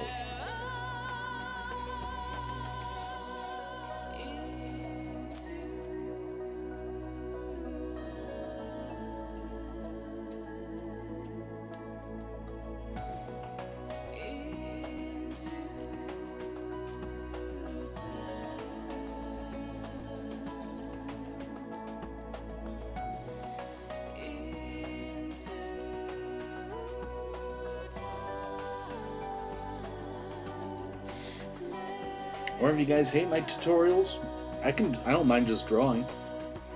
I can draw for you guys all day, every day. Okay, not all day. I do need to sleep, but...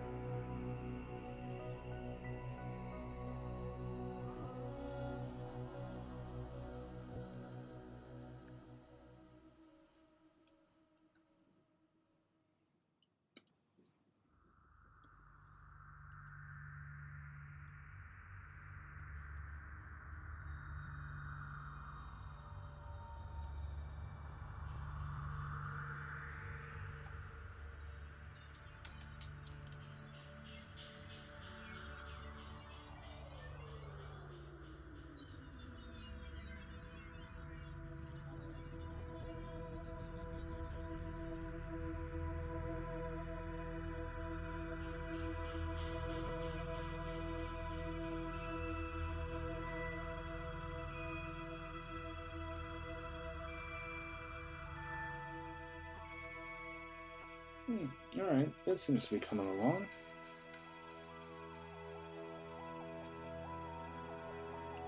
So I think I'm going to stream for about 5 more minutes. Maybe 10.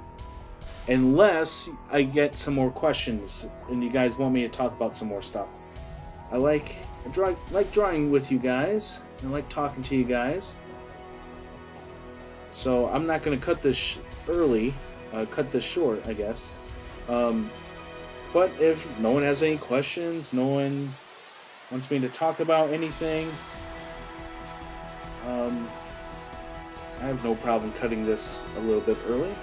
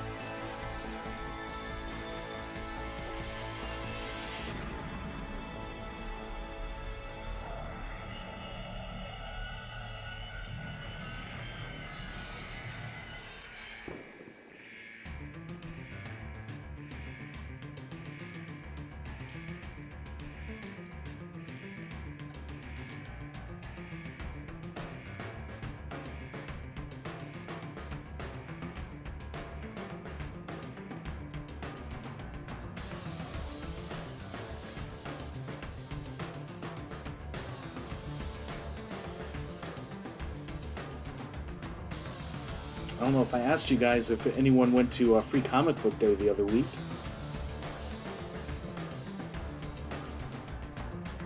Anyone get any good comics?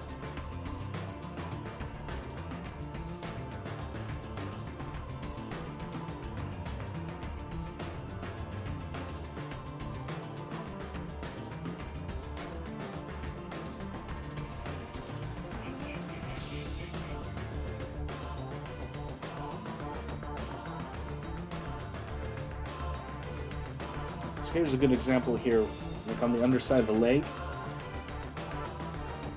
That's just too much black here. It kind of flattens out the form a little bit. So I'm going to go back in the negative space here, or my negative pen, and just kind of a little bit of hatching there, just to kind of bring in a little more value.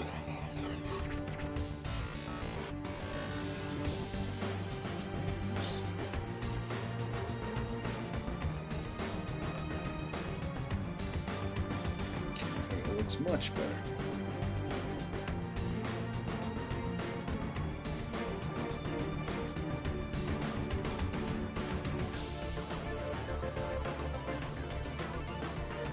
Oh, well, at least you got a comic. I'm sorry that your comic shop didn't participate in Free Comic Book Day. I know it's hard for some some comic shops, because they still they're giving away the comics, but they still have to pay for them. So even though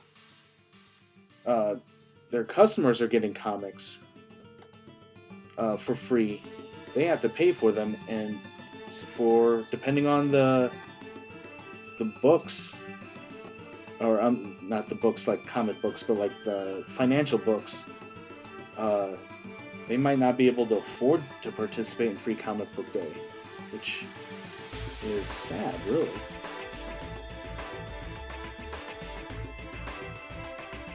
Or maybe they simply just don't think it's worth it. Maybe they don't have enough people coming in for Free Comic Book Day to be worth paying for all the extra books. Still sad all the same.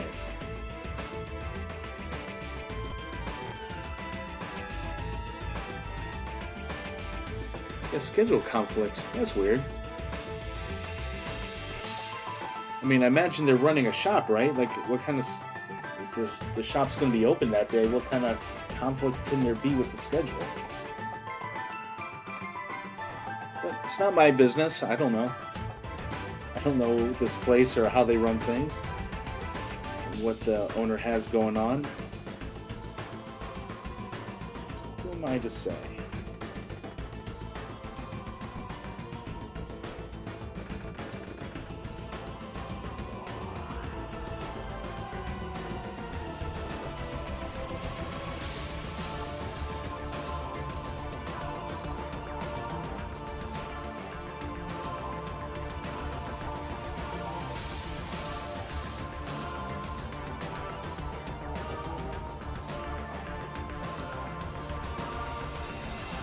I'm originally going to go to a book fair. Oh man.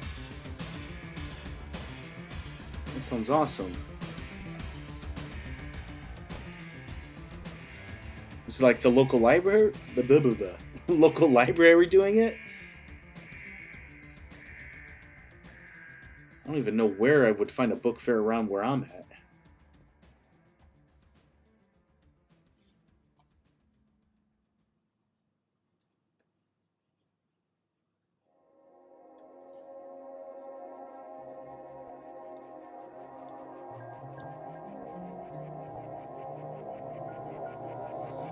Oh, cool. Lucky guess. A library.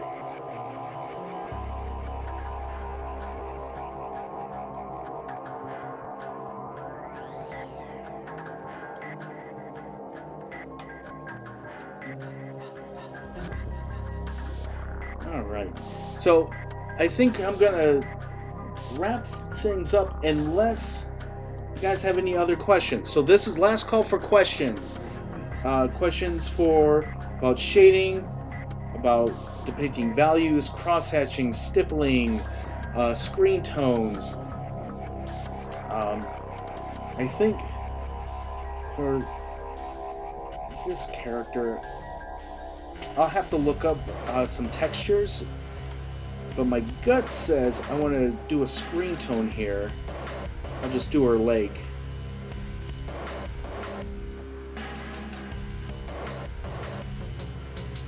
And I think I want that screen tone to be kind of a noise here, like this. Although that's a little dark.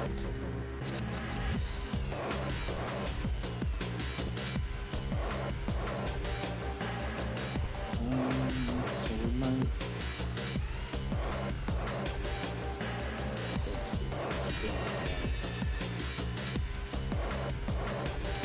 I'm not sold on this.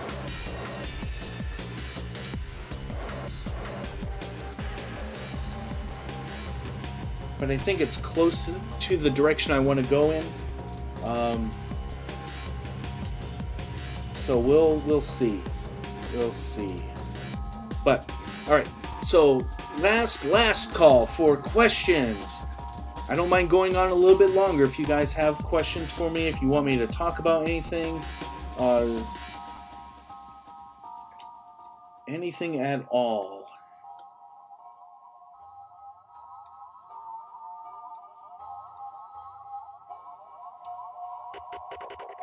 And if you don't, we'll just call it a night. I think it's been a pretty good night.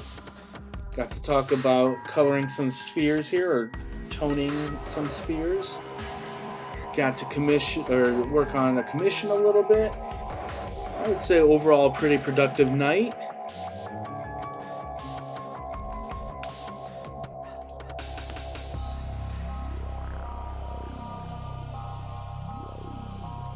And I think I'd be remiss if I didn't at least one more time just bring up the stream boss. You'll see in the little corner over here, sideways is the current boss. You can do damage to the boss, bring down its HP, or bring down sideways' HP by following me, by cheering bits, by donating, and by subscribing. All that does damage to the boss, and if you take down the boss, you become the new boss. So, yeah, I think that's a good thing to end on, since I don't see any more questions in the chat. So, with that said, I want to thank you guys for joining me today. I think it's been a pretty good stream, pretty productive. My next stream is Thursday. We're going to do... My Thursday is going to be my long stream. Then we're going to do Saturday, Kneel Before Zod. Yeah, Sideways, you're essentially Zod right now. Yeah, my next stream is going to be Thursday. I think I'm going to start around 2. I have to check my schedule. I usually go from 2 until like 6-ish. We'll go... next stream after that will be Saturday, and then a tutorial Tuesday after that, And then I'm not going to stream again for a week because I'm going to be in Raleigh for Animazement. So if you guys are in the Raleigh area, make sure you come visit me at Animazement. Probably Saturday's stream, I'll put a little more information for you guys in that. And I think that's everything. So, thank you guys. Thank you for joining me. Thank you for making such a great stream. I'll hope to see you on Thursday. And we're going to switch over to my patron here. Oh, but I still haven't added Doug's name here. We're going to do this. You're going to see me make a change here live. Because I keep... gotta figure out how to do it live. All right. We're going to add in Doug Hogan, who's a new patron here. All right. So, I want to thank you guys. Thank you, patrons. Angers McBeard, Anthony Dosimo, Brian Gilbert, Brooke Clayton, Charles Pinn, DevDuck01, Elizabeth, Lawrence Winston, Lily Avonley, Matt Powell, MC McClure, Quicksixel, Seth Talley, Shadow Macer, Taylor Honesty, or is it Onesty? I bet you it's Honesty. I'm going to have to ask you how to say your name. I apologize. Tony Timonen, Zerial, Chickadee, and Doug Hogan. Thank you guys for being patrons. You guys are fantastic. If you want to become a patron, there's a link down below. I got good perks for you guys. At least I think they're good. And I think I'm going to call it a night. So thank you, everyone. Thank you for joining me. And have a good night. I will see you on Thursday.